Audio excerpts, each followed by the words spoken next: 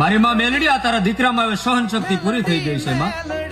જેને જેને પોતાના સમજ્યા હતા ને એને જ પારકા થઈને અમારી પીઠ પાછળ જે ઘા કર્યા છે ને એ ઘાના જવાબ દેવાનો સમય હવે આવી ગયો છે.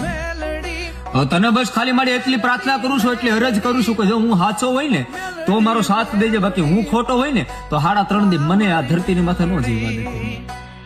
અને હા, જો હું સાચો હોય ને મારી તો ખાલી મારો હાથ પકડી રાખજે. જગતને બતાવવું છે કે મેલડીની કૃપા કેને કહેવાય, દેવની કૃપા કેને કહેવાય.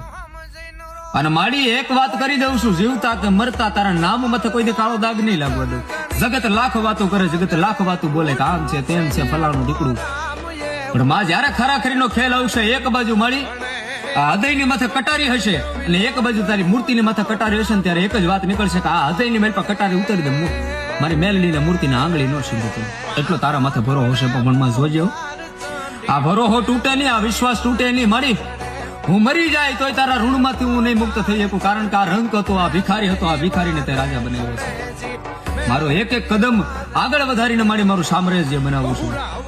આમાં તું સાથ દેજે, તું આધાર છો, તું મારો પ્રાણ છો. મારી તું મારો પ્રાણ છો.